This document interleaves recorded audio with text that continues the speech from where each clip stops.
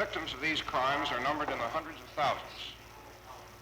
A handful only are still alive. A few of the survivors will appear in this courtroom.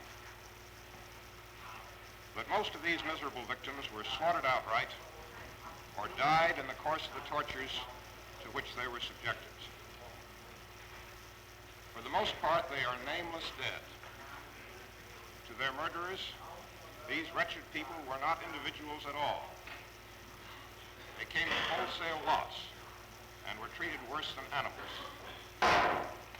They were 200 Jews in good physical condition, 50 gypsies, 500 tubercular Poles, or 1,000 Russians.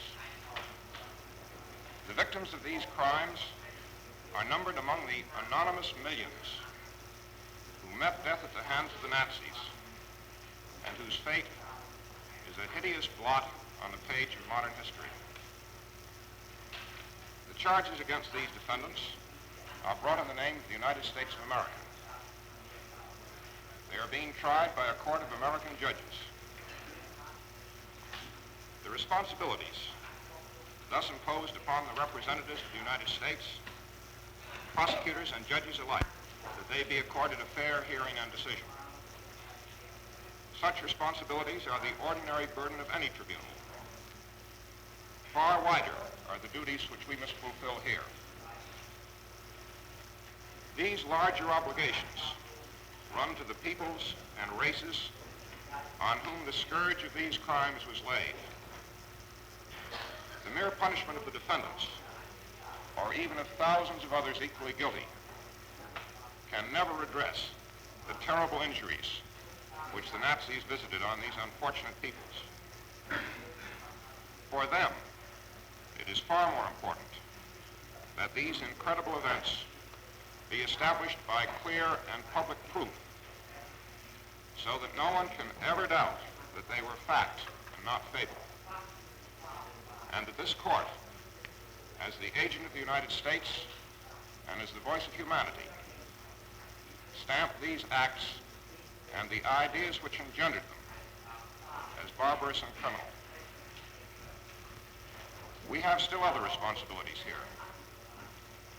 The defendants in the dock are charged with murder, but this is no mere murder trial. We cannot rest content when we have shown that crimes were committed and that certain persons committed them. To kill, to maim, and to torture is criminal under all modern systems of law. These defendants did not kill in hot blood, nor for personal enrichment. Some of them may be sadists who killed and tortured for sport, but they are not all perverts. They are not ignorant men. Most of them are trained physicians, and some of them are distinguished scientists. Yet these defendants, all of whom were fully able to comprehend the nature of their acts, and most of whom were exceptionally qualified to form a moral and professional judgment in this respect, are responsible for wholesale murder and unspeakably cruel torture. It is our deep obligation to all peoples of the world to show why and how these things happened. It is incumbent upon us to set forth with conspicuous clarity the ideas and motives which moved these defendants to treat their fellow men as less than beasts. The perverse thoughts and distorted concepts which brought about these savageries are not dead. They cannot be killed by force of arms.